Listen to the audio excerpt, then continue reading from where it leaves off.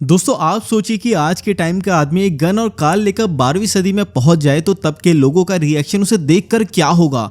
आज की स्टोरी शुरू होती है एक ऐश नाम के आदमी से जो 21वीं सदी में बहुत बढ़िया से रह रहा था। वो एक सुपरमार्केट में कंसल्टेंट का भी काम करता था। एक दिन वो अपनी गर्लफ्रेंड लिंडा के साथ पहाड़ों में घूमने जाता है। वहां पर उन्हें एक सुनसान जगह पर घर दिखाई देता है जिसके अंदर जाने पर ऐश को एक बहुत ही पुरानी बुक मिलती है। इस बुक में बुरी शक्तियां भरी पड़ी थी। इस बुक के पेजेस को इंसानों की खालों से बनाया गया था और इन पर लिखने के लिए किसी इंक का इस्तेमाल नहीं बल्कि असली खून का इस्तेमाल किया गया था। ये बुक इंसानों के लिए तो बिल्कुल भी नहीं बनी थी। तो जैसे ही ऐश इस बुक को खोलता है तो एकदम से जंगल में काली शक्तियां जिंदा हो जाती हैं। वो काली शक्तियां लिंडा पर हमला करके उसे मार देती है। इसके बाद वो आत्माएं हाथ से होते हुए ऐश के अंदर घुसने के लिए आगे बढ़ती है, लेकिन उन शक्तियों को आगे बढ़ने से रोकने के लिए ऐश एक सॉ से अपना हाथ काट देता है। इसके बाद वो काली शक्तियां हवा में एक पोर्टल सा बना देती है जिससे आसपास में पड़ी चीजें उसके अंदर जाना स्टार्ट हो जाती है। अचानक से ऐश भी उसके अंदर खींचा चला जाता है, फिर एकदम से एक खाली जगह पर पहुंच जाता है। ऐश असल में 21वीं सदी से सीधा 12वीं सदी में पहुंच चुका था।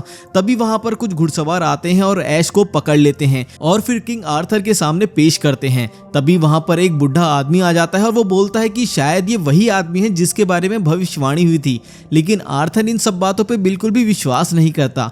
उसके हिसाब से ऐश उसके दुश्मन हेनरी का भेजा हुआ एक जासूस था। तो आर्थर ऐश को एक कुएं में फेंकने का ऑर्डर देता है। जब सिपाही ऐश को पकड़कर ले जाते हैं तो बुढ़ा आदमी ऐश की आरी अपने पास ही रख लेता है। ऐश को चेन से बांधकर शहर की तरफ ले जाया जाता है। तो शहर में मौजूद लोग सारे कैदियों को गालियां दे रहे थे। वो लोग जासूसों को पकड़ने के लिए किंग आर्थर की जय जयकार कर रहे थे। तभी शीला नाम की एक लड़की भागकर आर्थर के पास आती है और पूछती है कि उसका भाई जंग से लौटकर कब आएगा। तो आर्थर उसे बताता है कि उसका भाई बदकिस्मती से जंग में शहीद हो चुका है। इधर आम लोग कैदियों को मारने लगते हैं। तभी शीला भी ऐश को दुश्मन समझकर उस पर पत्थर फेंकती है ताकि वो अपने भाई की मौत का बदला ले सके। इसके बाद सभी कैदियों को शहर के बीचों बीच बने कुएं के पास ले जाया जाता है। जैसे ही पहला कैदी उस कुएं में कूदता है तो खून का फव्वारा निकलता है। ये सब देखकर एक कैदी वहां से भागने की कोशिश करता है, लेकिन आर्थर अपने तीर से उसे वहीं पर मार देता है। इसके बाद ऐश की बारी थी और तभी शीला उसे एक पत्थर मारती है ताकि वो वहां से भाग ना पाए। और जैसे ही ऐश उस कुएं में गिरता है तो वहां पर मौजूद ज़ॉम्बीज़ उस पर हमला कर देते हैं। ऐश भी उनका डटकर मुकाबला करता है, लेकिन तभी उस बुढ़े आदमी ने उसकी वो सॉ उसकी मदद के लिए नीचे कुएं में फेंक दी थी। ऐश जल्दी से अपने कटे हुए हाथ से उस सॉ को पकड़ लेता है और एक एक करके सारे ज़ॉम्बीज़ को मार देता है। तभी नीचे एक और ट्रैप था जो कि कांटों वाली दीवार थी जो उसको दबाने के लिए दोनों तरफ से उसके पास आ रही थी। तभी ऐश वहीं पर मौजूद चेन्स को पकड़ लेता है और उसकी मदद से ऊपर जाने लगता है। उसके पैर चेन्स में फंस गए थे और वो उस ट्रैप में फंसने ही वाला था कि एंड टाइम में वो निकल जाता है और उसकी मदद से वो ऊपर चढ़ जाता है। ऐश को जिंदा ऊपर आते देख किंग आर्थर के साथ साथ शहर वालों के भी होश उड़ जाते हैं। ऐश के पास फ्यूचर से लाई गई बंदूक थी, लेकिन 12वीं सदी वाले लोग सिर्फ 3 कमान चलाना ही जानते थे। जैसे ही ऐश अपनी गन हवा में करता है तो उसे देखकर सारे लोग डर जाते हैं। तभी कुएं में से एक ज़ॉम्बी बाहर आ जाता है, लेकिन ऐश तभी गन चलाकर उस ज़ॉम्बी को वही मार देता है। ऐसी ताकत और ऐसी चीज तो 12वीं सदी वालों ने पहले कभी नहीं देखी थी। तो सभी लोग सोचते हैं कि ये भगवान का भेजा हुआ फरिश्ता है और सब लोग उसकी सेवा करने लगते हैं। ऐश के चारों तरफ लड़कियां खाना और शराब लेकर खड़ी रहती थी। फिर शीला भी उसके पास आकर बैठ जाती है और उस पर पत्थर फेंकने के लिए माफी मांगती है, लेकिन ऐश उसे माफ नहीं करता। इसके बाद वो बुढ़ा आदमी उसके रूम में आता है और उससे बोलता है कि उसे वो पुरानी बुक को ढूंढना पड़ेगा क्योंकि उसी की मदद से वो वापस अपने घर जा सकता है। उसी टाइम वहां पर एक चुड़ैल भी आ जाती है और चिल्लाने लगती है कि इस आदमी को वो मरे हुए लोगों की बुक नहीं मिल सकती।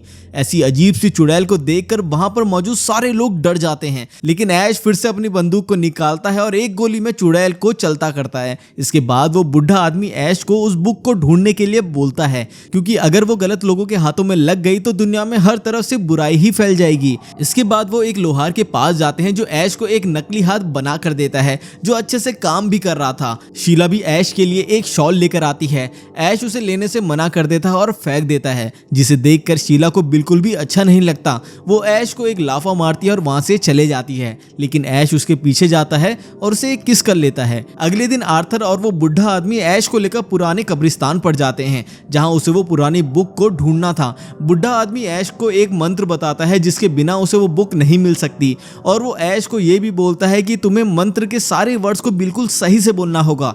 इसके बाद ऐश वहां से निकल जाता है और थोड़ी देर बाद एक जंगल में पहुंच जाता है। तभी एक परछाई उस पर हमला करने के लिए आ जाती है, लेकिन ऐश मौका पाते ही वहां से निकल जाता है। लेकिन जाते जाते वो एक टहनी से टकराकर नीचे दलदल में गिर जाता है। वो जैसे तैसे वहां से निकलकर भागता है और एक पुरानी मिल में पहुंच जाता है, लेकिन परछाई यहाँ भी उसका पीछा करती हुई आ जाती है और चारों तरफ तोड़फोड़ करने लगती है। तभी वहां पर ऐश आग जलाता है और वो अपने आप को ही वहां पर देखता है। वो और कुछ नहीं बल्कि अपनी ही परछाई को एक शीशे में देख रहा था। तो ऐश गुस्से में उस शीशे को तोड़ देता है और शीशे के छोटे छोटे टुकड़ों में से छोटे छोटे ऐश निकलकर भागने लगते हैं।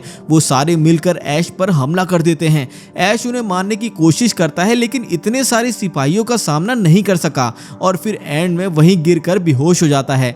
जब उसकी आंख खुलती है तो वो अपने आप को जमीन से बंधा हुआ पाता है और तभी एक छोटा फौजी उसके मुंह को खोलता है और फिर उनमें से एक उसके मुंह के अंदर कूद जाता है। ऐश जल्दी से रस्सियों को तोड़कर अपनी जान बचाता है और फिर गर्म पानी पीकर उस फौजी को पेट के ही अंदर मारने की कोशिश करता है, लेकिन इससे कोई फायदा नहीं होता। थोड़ी देर में ऐश के कंधे में से एक आंख निकल जाती है और फिर धीरे धीरे एक सर और फिर पूरा एक शरीर ही बाहर निकल आता है। थोड़ी ही देर में ऐश का एक डुप्लीकेट उसी के शरीर से बाहर निकल चुका था, लेकिन ये ऐश नहीं था बल्कि उसी के रूप में बुरी शक्ति थी। ऐश बिना किसी देरी किए उसे मार देता है और फिर उसके टुकड़े टुकड़े करके उसे जमीन में दफना देता है। इसके बाद वो यहाँ से निकलकर एक मंदिर में पहुंचता है और फिर वहां देखता है कि वहां एक बुक नहीं बल्कि एक जैसी दिखने वाली 3 बुक्स हैं। वो बिना सोचे समझे पहली बुक को खोल देता है। उसमें एक गोला था जो ऐश को ही अपने अंदर खींच लेता है। जैसे तैसे बहुत कोशिश करने के बाद ऐश उससे बाहर निकल ही जाता है, लेकिन उसका चेहरा एकदम लंबा हो चुका था। थोड़ी कोशिश करने के बाद, सर इधर उधर हिलाने के बाद उसका फेस वापस नॉर्मल हो जाता है। फिर वो दूसरी बुक को खोलता है, लेकिन वो बुक उसे किसी कुत्ते की तरह हाथ में काट लेती है।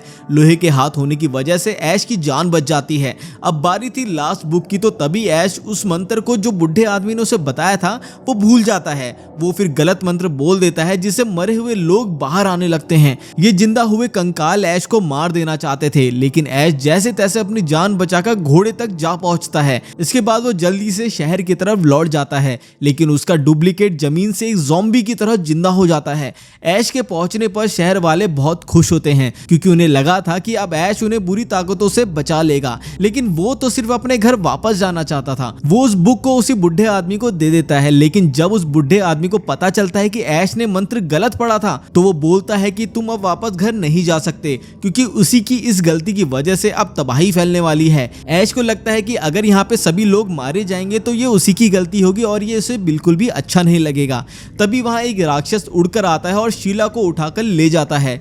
ऐश शीला को बचाने की कोशिश करता है, लेकिन वो इस काम में असफल रहता है। उधर ऐश का डुप्लीकेट जो ज़ॉम्बी बन गया था वो सभी मरे हुए लोगों को जिंदा कर देता है और अपनी एक फौज बना लेता है ताकि वो सब मिलकर उस बुक को वापस ला सके। जब शीला को उस डुप्लीकेट के पास ले जाया गया तो उसने अपनी शक्ति से शीला को भी एक राक्षस में बदल दिया। जल्दी ही आर्थर को भी खबर मिल जाती है कि मुर्दे लोगों की फौज उन पर हमला करने वाली है। ये खबर सुनकर वहां मौजूद सारे लोग डर जाते हैं, लेकिन तभी ऐश सभी को हिम्मत देता है और बोलता है कि वो जरूर जीतेंगे। इसके बाद वो आर्थर से अपने दुश्मन हेनरी से हाथ मिलाने को बोलता है ताकि दोनों की फौज मिलकर उन मुर्दे लोगों की फौज का सामना कर सके। आर्थर पहले तो नहीं मानता, लेकिन आखिरकार ऐश की बात मान ही जाता है। दूसरी तरफ ऐश के डुप्लीकेट की फौज लड़ने के लिए निकल पड़ती है, जिसमें शीला भी शामिल थी। ऐश अपनी गाड़ी मंगवाता है जो 21वीं सदी से उसके साथ यहाँ पर आ गई थी। उस कार की डिग्गी में उन्हें काफी सारा काम का सामान मिलता है। फिर रात को ऐश लोगों के साथ मिलकर बारूद और हथियार बनाता है और दिन के टाइम लोगों को लड़ना सिखाता है।